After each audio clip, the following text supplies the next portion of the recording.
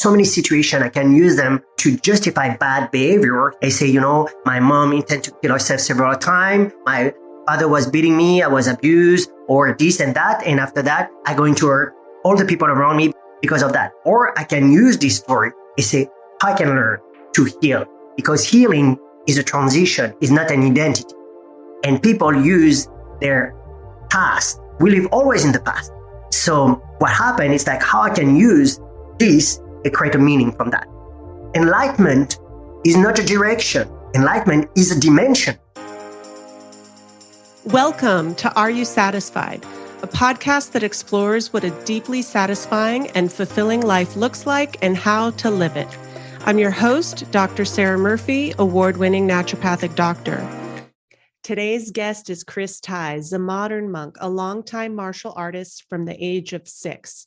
An advertising and fashion photographer turned personal development coach, he became the first person certified by Wim Hof in his breathwork method. Chris then created Ethos Flow, his own style of breathwork, movement, and meditation. He loves teaching and aims to empower people with one of his main sayings, be your own guru. Okay, welcome to the show, Chris Tai. The modern monk. Hi, how you doing, Dr. Sarah?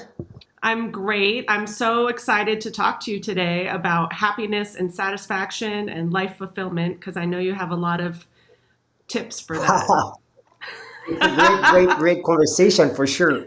Yeah, I think it's an important conversation because otherwise, what's the point of life if we're not enjoying it and having a meaningful time here on Earth, right? I agree.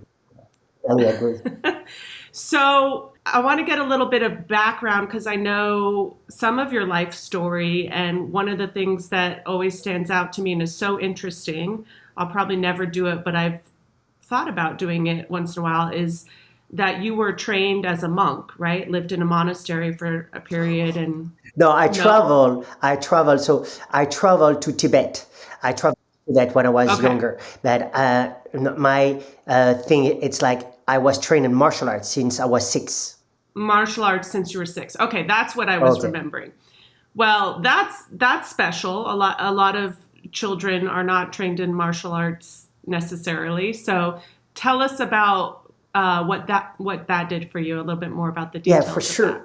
So what is interesting here, and sometimes it's like people misunderstood what is a monk.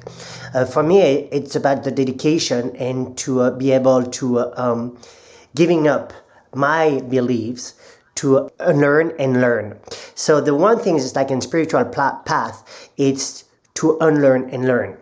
And so I share that with you because when I started martial art, when I was 6, what I love, it's like in my process of learning, none of my masters, sensei or sifu, taught me, hey, Chris, you're going to hustle and grind to your black belt or the first step or mastery, because we think black belt is the ending, like this top of the mountain. No, the black belt is just the beginning. It's like having the tools and now start the mastery.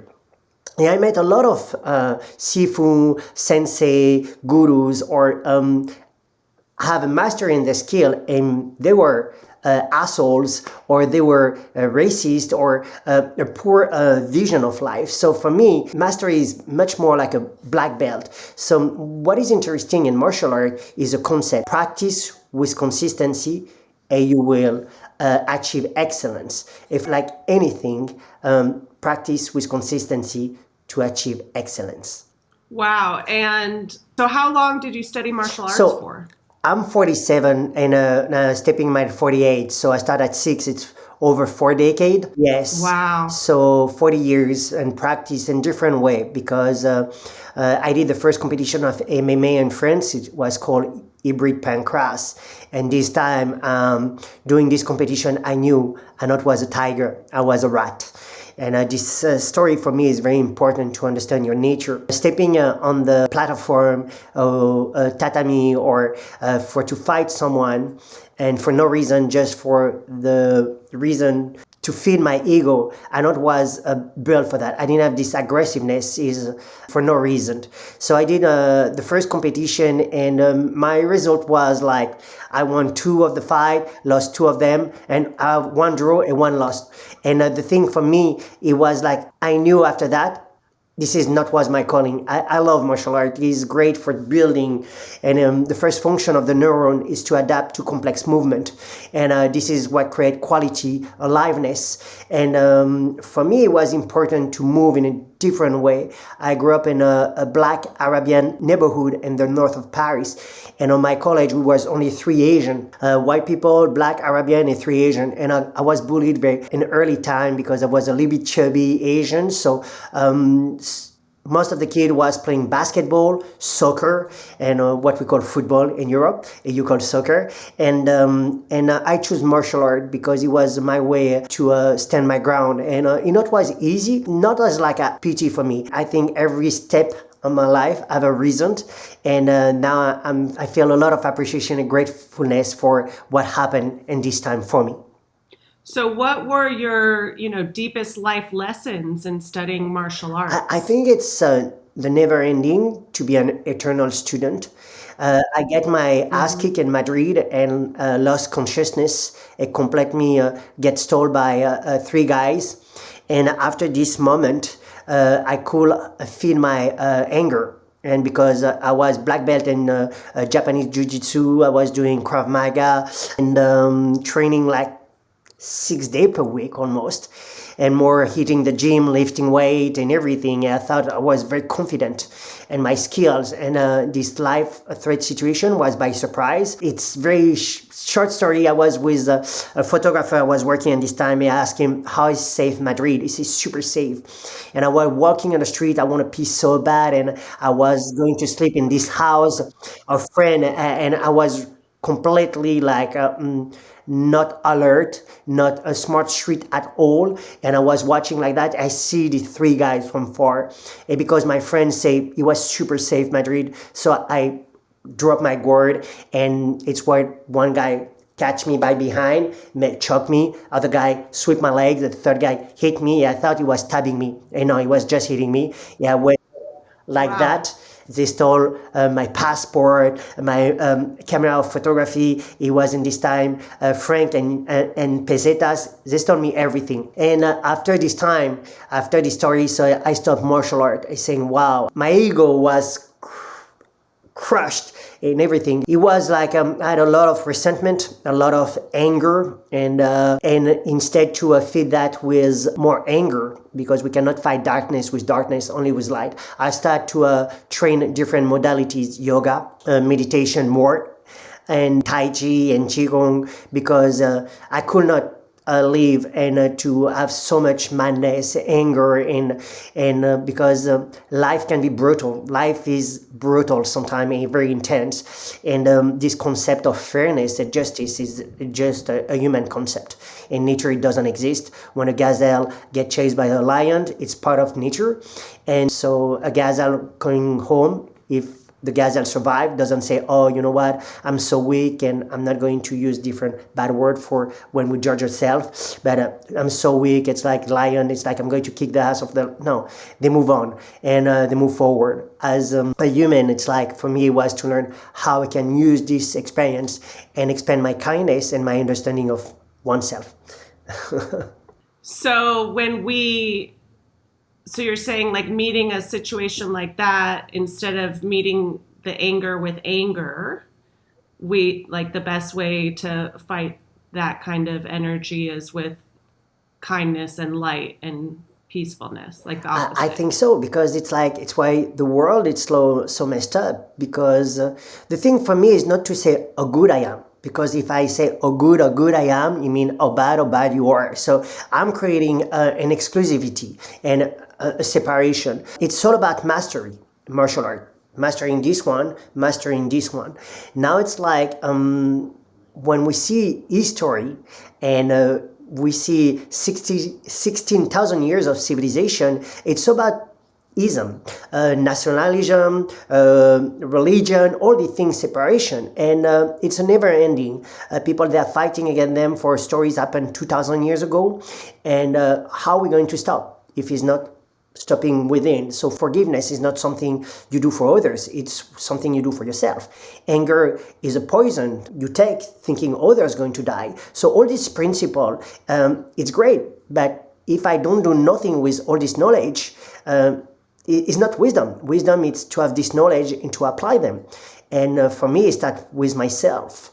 So what I share and these things, it's like so many situations I can use them to justify bad behaviors. I say, my mom intended to kill herself several times. My father was beating me. I was abused, or this and that. And after that, because I'm going to hurt all the people around me because of that. Or I can use this story and say, how I can learn to heal. Because healing is a transition, is not an identity. And people use their past. And because we live always in the past. When you map your present, is based on what we experiment or experience in the past. So what happened is like how I can use this and create a meaning from that. How like Yes. enlightenment is not a direction. Enlightenment is a dimension. And how can step in this dimension and expand into that. So it's really about that. It's really about stepping in this dimension and creating the healing and as a transition, like a worm becoming a butterfly, the DNA doesn't change. It's the same DNA. It's not like, and the transformation is completely tangible. You can see it's not the same, but the essence still the same. Yes, I love that. And knowing that we have a choice to what dimension we step into and a choice to what story we tell ourselves about our past and what it means. And we can have it be something of positive value for us or negative. Yes, it's very interesting that because it's like most of the time people see the glass half empty or half full. I say I'm just fudging happy to have a glass container. This possibility you and me were in this world is 1 to 400 trillion. So it means it's like your own life, my life, and 8 billion people, we are a miracle come true. And life is irrepeatable and unique and the whole eternity in this planet. So how we can think this is a mistake? The lottery is just to be alive. So how I want to experiment this short time? Because 20 years, 60 years, or 120 years, it will be always shorter than what it's expecting us after that. For me, it's like it's all about meaning. It's all about not just questioning inward. It's to be with the present, to be with my surrounding, to be with myself. And it's one breath at a time, one step at a time, one day at a time, one victory at a time. It's always the same things I repeat every day because I don't need so much knowledge. For me, it's about to apply what I know. So, what's the best ways that we can... I mean, you just spoke to like the magicalness of our existence, like the fact that we even exist is extraordinary, spectacular, and just to acknowledge that, I think is maybe step one, is to remember like, wow, this is amazing. And what are other ways that we can really like, sink into that and live each day to its fullest and really, not be, like you said, wasting this short time that we have, this short magical time? Like what can we do? I think it's knowing the nature of oneself. In Buddhism, they say you have 1,000 ways to get there. And I think it's my own path at my own pace. And we are this crawling generation or everything is urgent. And nature, it's like everything have its own reason. Life is compulsive. You have the season, they repeat themselves, day, night. Life is compulsive. And we experiment life as a timeline. You are born, you live, and you die. And the thing is like how we can live this cycle in our time frame. To understand that, it means it's like to think in my 47 years, I'm going to respond. And to know all the answer of 16,000 years of civilization, I think it's to be very arrogant. It's about humility, it's about curiosity. And curiosity is a symbol of intelligence. It's about to know every day, checking with oneself, what is the things or holding me back, and to put attention, intention, energy. So I get two currency in my life. It's my time and my energy. Unfortunately, time always be spent. I cannot recover time. And what I can to invest and modulate is my energy. So some people, they are unbalanced, chemically unbalanced, depression and everything. I think it's real, and a lot of things. I think it's like in most of the country, it's like I visited and I'm engaged, or people are not so wealthy, depression doesn't exist as much because people survive and safety, so they have things to do. When you start to be like more easy life, depression, compare yourself, or competition, hustle and grind, and more in Western society, depression and all they think, PTSD or whatever, it's like, no. In tribes, you don't have jail. In tribes, you don't have people under medication. They connect to each other, they go through things, and they accept. It's like perfection is not this illusion, because perfection is death. And what they thrive is by community support, connection. So it's like, for me, it's maybe this modern way, and for me, I use the modern more, but more than modern, it's contemporary. Use ancient wisdom, making contemporary useful. So what tools? I don't know. For me, it's like it's up to everybody, because how can they find happiness for you? I think if everyone was focusing and mastering this one and this one, and being a person they would love to have a coffee with, and act with kindness, and thinking, what matters for me? And how I can do it in a way it's like is going to impact my life and the life of others. One of my favorite mantra, and it's Loka samasta sukhino bhavantu. It means, may my action and my thought free and create happiness for everybody, inspire others to be free and happy. And for me, it's that always with oneself. Because I always share, God have only my hands for to do the work, God have only my heart for loving myself and loving others. So I'm not begging when I pray, I don't beg God to give me this or that, because I know this or that, I got my hands for to do the work. And I think it's like too much busy with all the things happening for He focused on me to have a new iPhone or a new car or new this, because it's not why I go to church. I pray for really feeling contentment and to appreciate. I've got one day, I get this power to generate and create something incredible with this. Yes.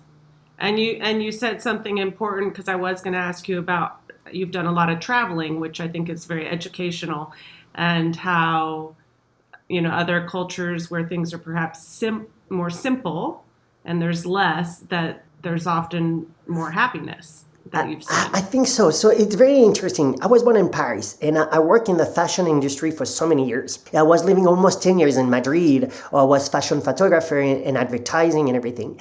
And I remember at this time of my life, in my 20s, 30s, everything about was branding, to have this designer, and almost nobody knows, and these things, and thinking I was going to live all my life, and to giant suitcase made by Louis Vuitton, and all my designer and everything was external approval, and not understanding. It's like, oh, this concept. Just in one moment, I stopped. I see my surrounding, people doing cocaine, and see this old photographer with this girl who could be her granddaughter. And this is, I'm not judging that in the sense it's bad or good. I say, this is what I want for my life. It's like, okay, I get there, so what? I didn't have fulfillment in this. And people not knowing me and labeling me because I've got this Prada or whatever brand, and wow, I want my man to have this wake-up call. And for me, I stop everything. I drop, I was starting to do a video clip for music and do it advertising for a brand of shampoo and everything. And I say no. And I changed completely my life. 180, I start to do a dishwasher, bussing table, bouncing. I was bouncer for 3.5 until it's like I knew my calling was what I was doing since I was a kid: martial art and meditation, movement, and breathing, all the things. As Steve Jobs said, we cannot link the dot looking forward, only looking backward.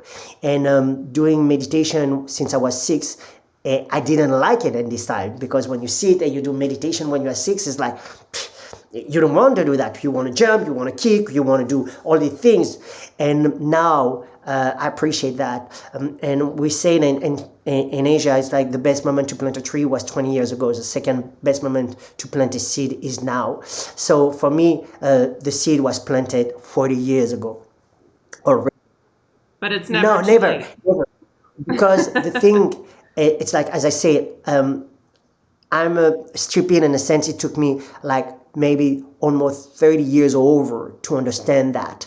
And now everything I do, it's collapsing time. How I can teach to the people to feel this shift through breath work, movement, this aliveness, this consciousness of this, because we invest half of our life to build this. And after a certain time, because we're going to decay, we're going to use half of the rest of our life to keeping everything for not falling apart. And people doesn't understand when often I coach people. They say, yeah, but I was so strong in this and that. Yeah, but how old are you? 50, 60?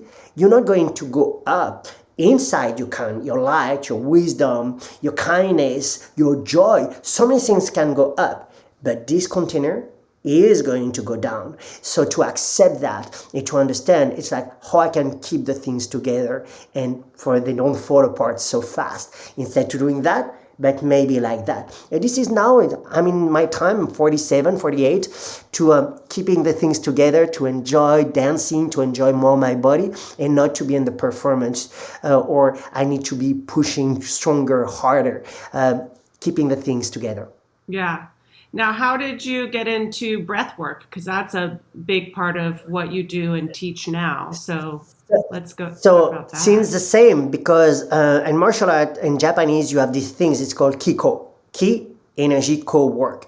In Chinese, it's Qi Kong.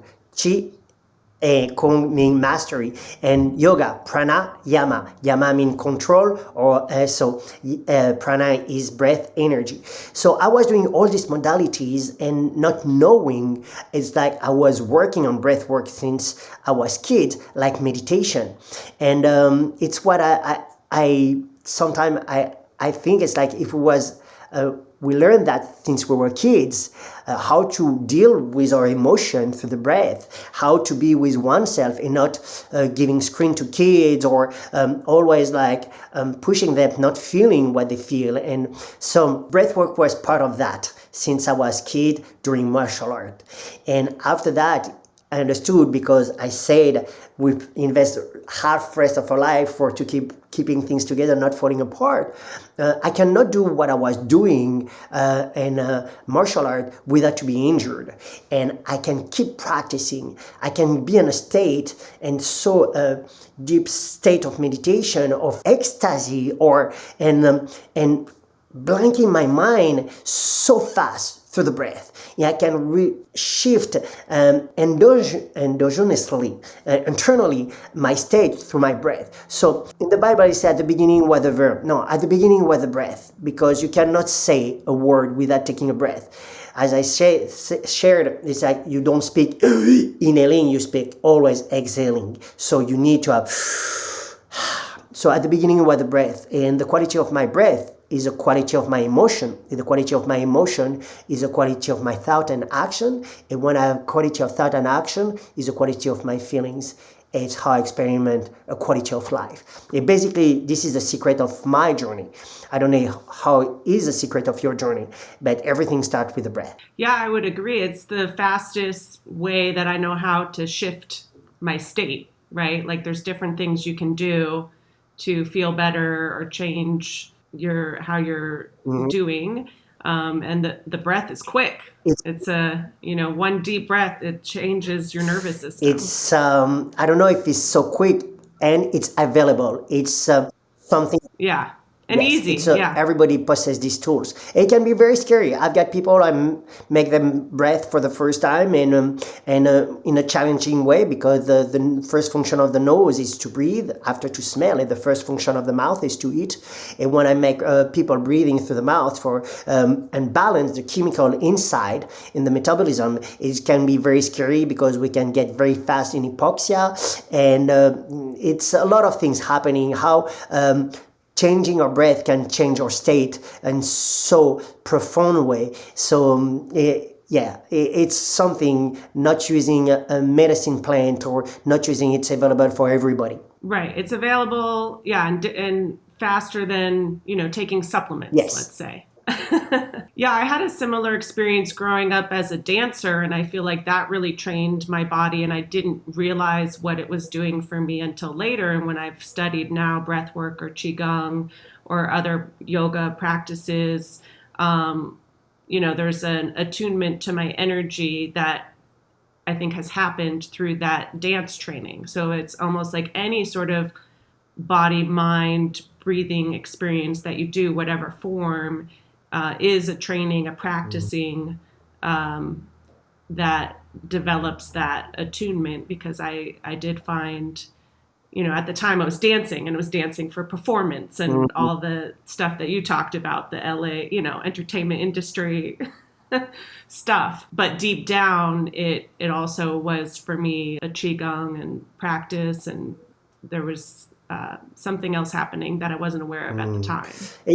It makes sense. As I share, it's like martial art for me was to understand. It's like the black belt is just the beginning, and to understand at one moment it was like facing my fear. It was building myself and feeling strong, because it's like when you grow up, it's like everything, it's about strength and comparing and social acceptation, social approbation, external approval, all these things, and to be part of a community until you understand this will stop one day. For me, it's like I always share, none of this will matter.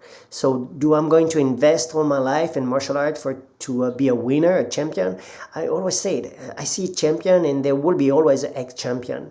And at the end, it's like they stop practicing what they were doing because they not was enjoying, they were seeking something else. And for me, dancing is the same. It's like when I see a lot of dancers, they're broken, like hips replacement, this and that, and they're broken. And I see different people, they're not so good in dancing, and they're still dancing because they enjoy movement, it's aliveness, it's music and everything. So this is how I practice now martial art. I practice martial art because it's fun. It keep, as I said, my brain functioning well, because the first function of the neuron is to adapt to complex movement. It's not the logos to talking and rationalization. It's all the things. It's to adapt to complex movement. Dancing, martial art for me, keep this aliveness. It's part of the things to keep the things together, apart. And the people who live the longest and the happiest are the people who dance regularly. So music. That's right. When you do that for fun, I think it's great. You don't need martial arts. You don't need nothing. It just like, it gives meaning. It gives, we can connect with all these senses, because we think we connect only through five senses with life, like what we see, what we smell, what we taste, what we hear, what we touch. But we have much more flavor inside. We have the instinct, the intuition, the balance, so many more things we see life through, and we forget that. So I think dancing give a lot of flavor. If you can keep this joy of dancing, I think you can live a very, very long time and happy. So you don't need meditation. A dance can be a static dancing. You have so many things for there. Yeah, that's what it is for me now at this age. It's not a performance, but it is something that feeds my soul, definitely. And I was reading how dance, they've studied it, and it actually has health benefits and mental health benefits, beyond just standard exercise, because of the music and the rhythm and perhaps the connection with other people that happens, right? When you dance with people, there's that community aspect that you spoke of being important. So Chris, what what matters? I feel like we've been talking about a lot of things, but what matters to you most now in life? Like we talked about the meaning of life now. Like what's the crux of it for you So, at this point? and when I teach, I always share these things. We die three times. You die the first time when you understand this will stop, and you need a certain age or a dramatic, brutal experience to understand, wow, somebody you care so much and young age and died, and maybe you don't have the sense, and after you have a sense, this will stop. The second time, it's like when you die physically, and you cannot say, you can just say the verb dying in the future, I will die. I'm dying, no, because if you are dead, you cannot say it. I died, you cannot say neither. So the second time we die, it's when we are physically not there. And the third time is when nobody remember your name or doesn't remember you were there. It's why every important people in civilization create a very huge important building or important things because they want to be reminded. For me, it's about impact because this will stop. So how I can plant seed and make people, when I share time with people, feel better than I met them before. It's all about legacy and teach as many people I can and move forward. When I came before in California, everything was fitting and 2 or 3 backpack. Now since 2 years in Malibu, I get so much more, and so that maybe one day I will go back to backpack because I'm not going to bring nothing with me, and to let people feel like in a way they feel better. This is the best things for me. The best things for me, impact, and to be humble and to be curious and keep moving and create memories and act with kindness. As I said, it's like when I meet people, I never say, hey, how are you doing, if I don't care. And to be to live with integrity, I always say, good to see you, because my time is limited. I'm not a Buddha. It's not my path to become a Buddha. And I'm more like a guru, in a sense, mean guide, not somebody who wants to be on the peak, because I'm a guru and a guide and an anarchist. Anarchy means order without power. I need a frame in my life, but I don't like to overpower people. I don't want to lead nobody's. One of my favorite writers is Albert Camus. He's a French writer. He says, don't let me walk in front of you, I may not lead. Don't let me walk behind you, I may not follow. Walk by my side and be my friend. And this is all about that. It's to understand, to give tools to the people, to have authenticity, power, and clarity, and to find they are the person they were always searching for. And when we can do that, for me, in the Talmud they say, who saved one life saves the world. And it's not saving the one life from death, it's saving one life from ignorance or darkness. If I'm able to put a little bit light in the life of others and they can move forward, they don't need me, they gain what they need to move forward, I did my part in this world. This is what matters the most for me now. I love it. Now, Chris, let's talk about, since Bruce Lee joined us today Yes. behind you, let's talk about him. It seems like he's important For me, first of all, yes, for he was you. the first Asian actors who was well known. And to understand, it's like the TV show Kung Fu who was incarnated by David Carradine. Normally, it was Bruce Lee to incarnate Kung Fu, but because he was too much Asian for America, he not was able to do it. And I know it's going to be maybe people they're not going to like what I'm going to share, but America voted the first racist, again, ethnicity was again Chinese. At the end of the 19th century, they voted a law Chinese not was able to come here. And it's funny because for me, this guy was the one, my hero, the first hero I was able to recognize. And I didn't see my difference when I was kid. I didn't see I was Asian. I was just a kid. And the thing is, like, when I understood, like, everybody was saying, why your eyes are like that? And stretching their eyes, and I just say, what do you mean? And when you see my parents, they don't look like so much Asian. So I didn't see that. And I was able to see someone who I recognize myself and this hero. And almost all of his movie, it's about justice and how this guy can fight a lot of guys and everything. So he was my hero. He's still my hero because he was a guy who come from China in US and make his path, and he break all the rules of martial art to create his own style.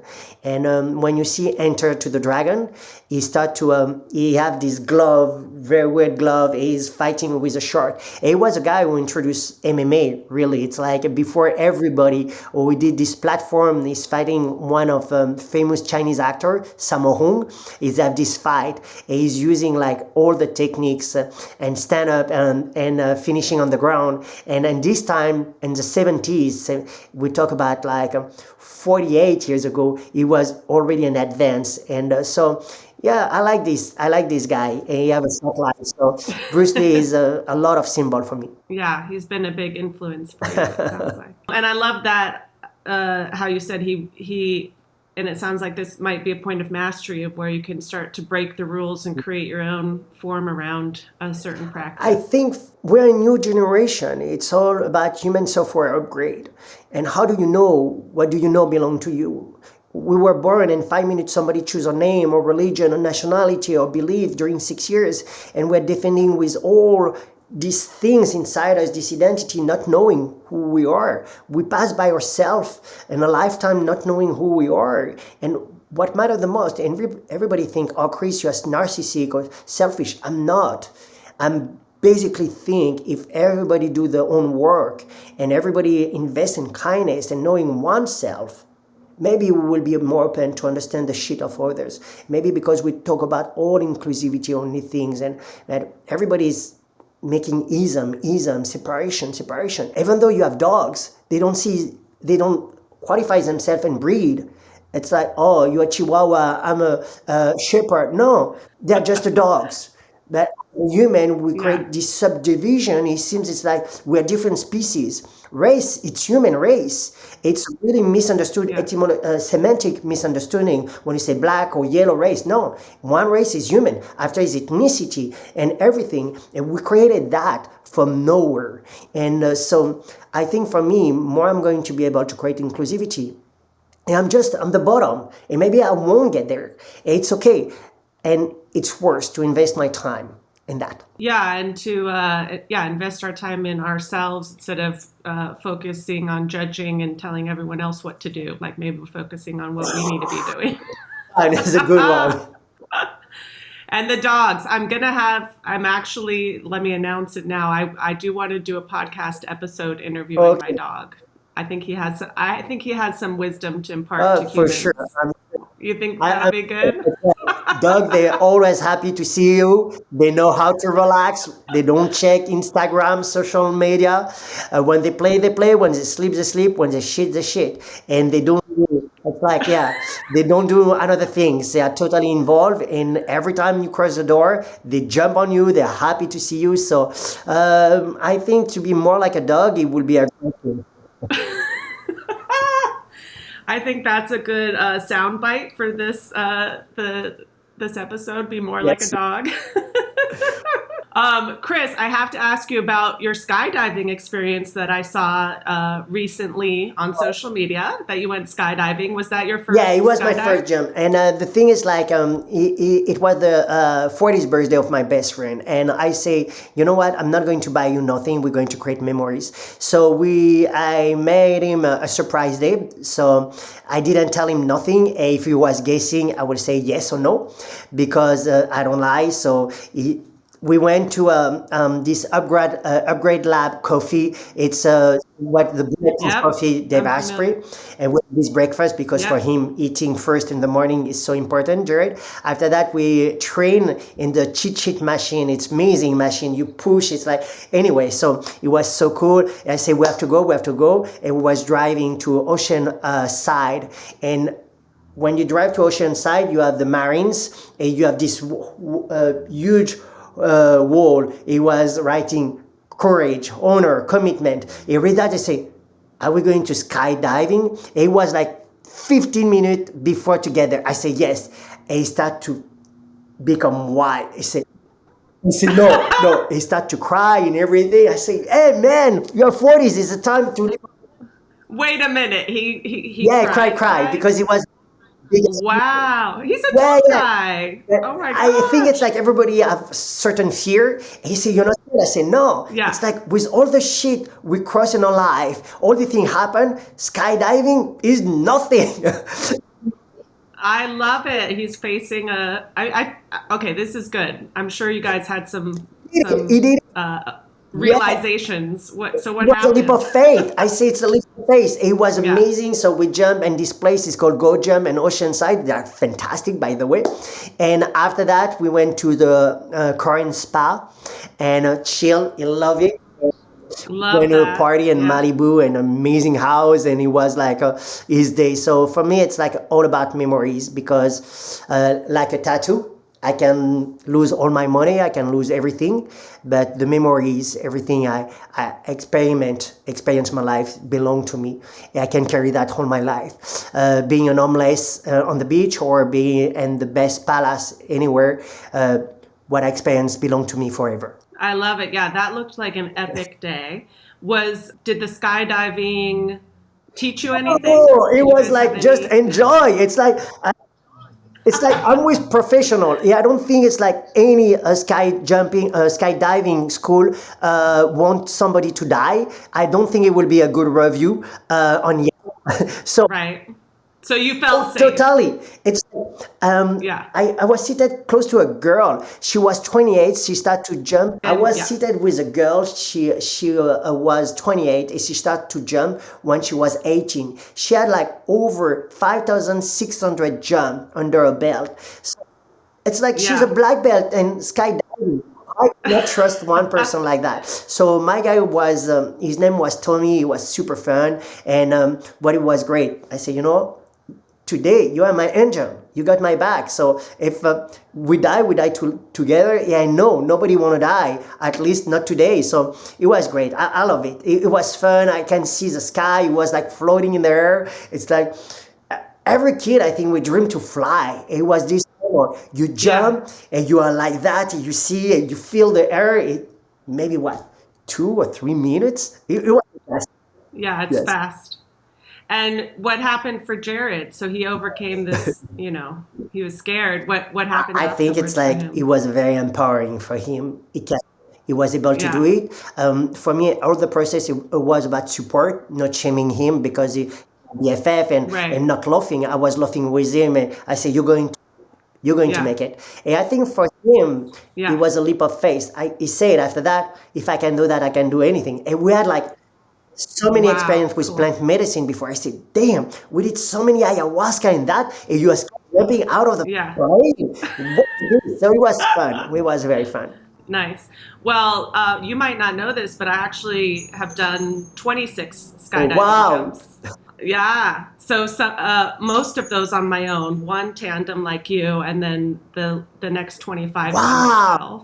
So yeah, much like martial arts or any other practice, it was very taught me a lot of things. And one of the things was you have to hold this Yes. position, right? Like they teach you how to hold the position, which I was very good at as a dancer. I could hold the position, but for the several first jumps, I would hold the position and be flopping all around through the air, no control, and didn't know what I was doing wrong. And even the teachers couldn't exactly tell me. I was like, I don't understand. I'm holding the position perfectly. But it was just, it Okay. wasn't working. So I hit this wall, right? Like those moments in life where you're like, what is wrong? I can't figure this out. And I finally realized, hold the position and then relax. Because my body was holding it so firmly that you can't catch the wind. You have to let go and relax in that position into the wind, and then you can fly. And that for me was like, life lesson, right? I totally understand because when I did my jump, Tom say, I was doing this like that at the beginning. No, you have to Yeah. relax. cannot be tense. Relax. Okay, Yeah. you're going to take the Yes. position and be relaxed, and it's great. It's like, man, I love these things. I like what people say. They talk about failure, and no, it's lessons. When I was in my 20s, That's for one success, one victory, I had what I call lesson now, but and this time it was 30 failures for one victory when I was in my 20.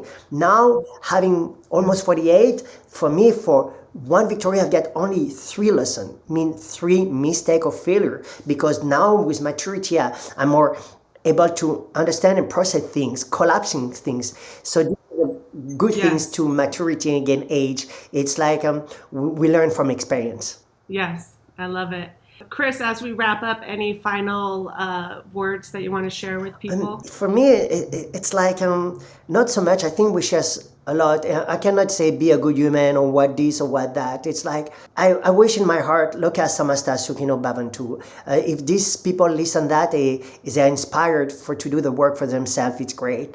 I'm not going to tell people to do or what to do or who to be and this and that, because I think we're all figuring it out. Nobody have his shit together. We're all scared of something. And if we use this standard, maybe it will open more humility and curiosity to others. So this is only thing I can share. And Bruce Lee say always, be water, my friend, be water. I love it. I love it. Well, thank you, Chris. As always, it's such a pleasure to be with you and talk to you and be in your presence. If people want to do breath work with you or just be in touch with you and connect with you more, how can they do that? Where can they find you? Basically, I'm using only Instagram for connection. So it's alt the modern monk on Instagram. I've got an account on Facebook. I don't use it, so don't connect with me on Facebook. Okay. They're just for the groups, Facebook group, and nothing else. So I never answer check Facebook. And I got a website, themodernmonk.com, and the same. I never check it. So Okay. Instagram is on the way. Yes. Instagram, The Modern Monk. We'll put it in the show notes for people. I just want to say thank you, Dr. Sarah, because it's almost like 4 or 5 months we were like connecting for making this happen. And I was traveling in Europe and everything. And I love your consistency and to be involved in that. And I wish you the best for that, because you are doing it like so professional and very, very amazingly. So thank you for your time. Oh, thank you. I'm glad you were one of my first invites to this podcast, and I'm glad we finally got it recorded. So yeah, I'll let you know when the episode Great, releases. fantastic. I appreciate that.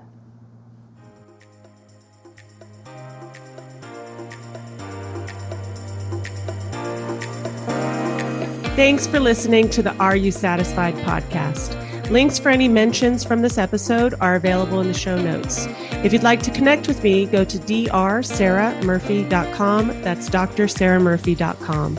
Also, don't forget to subscribe to this podcast. Definitely tell all your friends about it and leave a review. See you next week.